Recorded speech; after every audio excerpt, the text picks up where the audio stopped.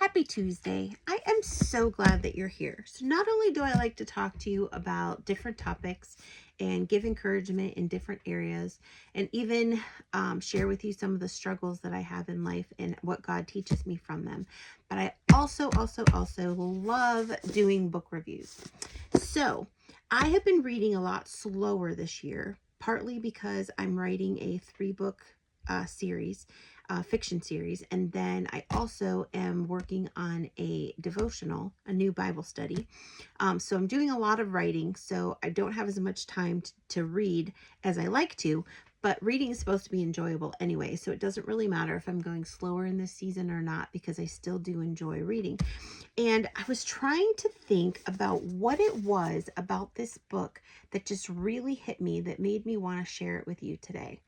Part of it is that the author, Christa Parrish, while she still has other books that she has written, this one was from 10 years ago, and I've had this one on my shelf for quite a while. And I was getting ready to go away on a weekend with my husband, and I didn't want to take a book with me that was like super deep or super intense or anything like that, because I wanted the reading to be secondary. So like when he and I were just relaxing at night, I would pick up the book. But some books, I don't know about you, but for me, some books are like so intense and so there that you just can't stop reading them. That's all you think about. That's all you want to do. And so I was trying to find a book that, one, wouldn't scare me at night, because you don't want to be scared when you go away. Books don't always scare me, but some of them do. So even Christian books. So I didn't want a book that I would be scared about. I didn't want a book that I would be contemplating and debating and thinking about. I just wanted a book. And so I was going through my stack. None of the ones that I originally thought I was going to be reading appealed to me. I didn't want to take those with me. So I picked up this one. And I originally picked it up because the book that I'm writing has to do with a cult. And she talks about a cult back here, a fringe religious sect named for her father, the prophet. Ada is the main character in here. And so I thought, ooh, it'll be good research, nice fiction research for me about a cult. So that would be really awesome. I'll tell you what, though, this book has stuck with me. It wasn't so much about the cult per se as it was about so many other different layers. And it's just one of those books that's like a deep book. I was able to put it down in between. I've thought about it, but it wasn't like, I don't know. I still to this day am not exactly sure what it was about this book that caught my attention, grabbed me, and wouldn't let go. But if you like women's fiction or even romantic fiction, like, this isn't a fluff, and there's nothing wrong, and I don't say fluff in a bad way, believe me. Like, there is a time and a place for like Hallmark movie fluff rom-coms. I don't mean those. I don't mean anything bad by that. I mean, there is nothing that I love more than to laugh out loud in a book. And rom-coms do that a lot. Like, I don't know how the authors are able to write that way, but I'm so glad they do, because they are so entertaining, and they are able to have you laugh 1 minute while still giving you deep truths the next minute. So my hat goes off to rom-com writers, because I think that they're amazing. I think that they have a gift that I don't think I have. And so rom-coms are fantastic.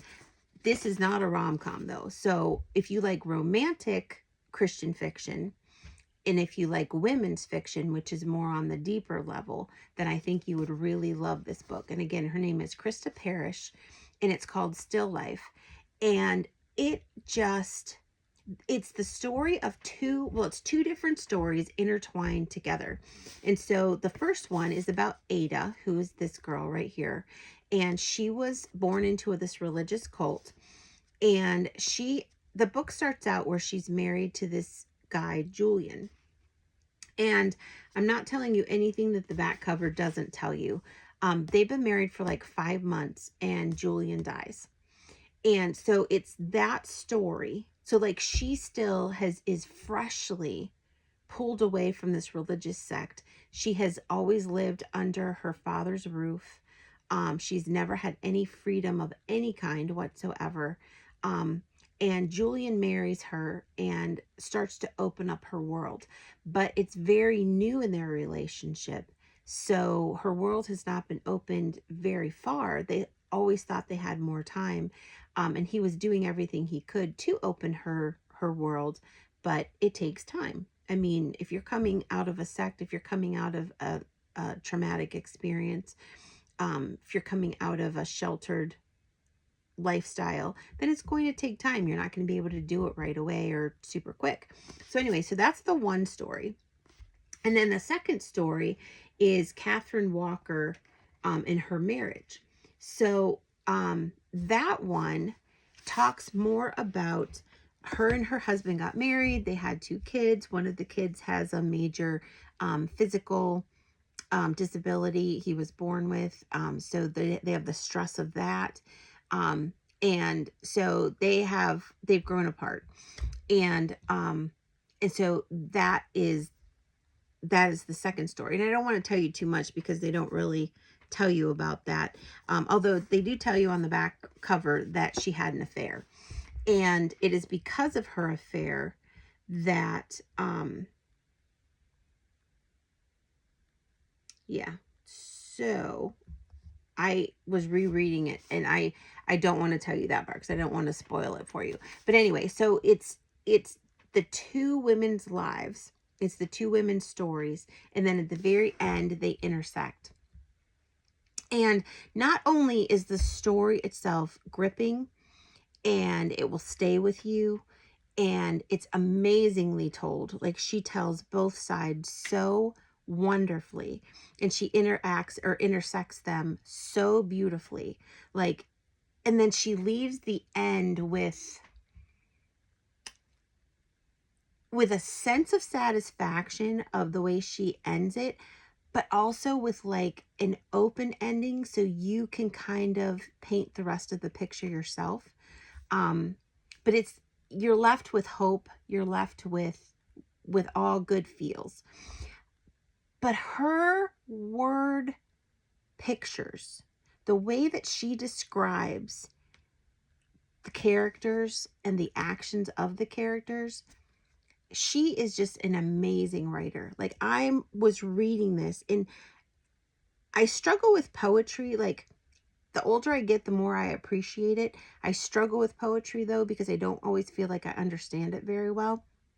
But when I say she writes in such a poetic way, that is like meant as an immense compliment, because just the way she describes the actions, like the ordinary actions of her characters, and just the way that she describes their feelings, and just the way that she describes the realization and the coming of, like the transformation of the characters themselves, it is just amazing. Like, there are some books that you read strictly for entertainment. There are some books that you read and you're like changed forever. There are some books that are like a beautiful painting that you admire, and there's depth to it as well, so that you take truth away from it also. And that is how I would describe this book. That is why I wanted to talk to you guys about this book. That is why I wanted to share about it. And just the fact that it's 10 years old, people might not have it, it might not come up on your feed as much, or it might not be as well known as some of her newer books. And I just wanted to say this book was amazing, from the way she writes, to the storyline itself, to the way that she ends it, to the way that she intersects the 2 stories together. Like, all of it, start to finish, was amazing. So I will put the link for this, I will put the link for this for Amazon in the comments below, so that if you want to check it out, you can. But think about or consider, after you read this one, if you really like it, let me know. Leave a comment and tell me if you liked it or not. But also consider reading some of the other books of hers, because this is an author that I am really, really glad that I got her book, and I'm really, really glad that I read it.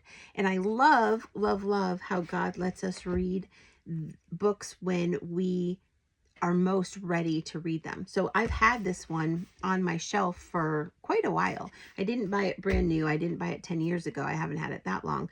But I I I should say I didn't buy it when it first came out 10 years ago.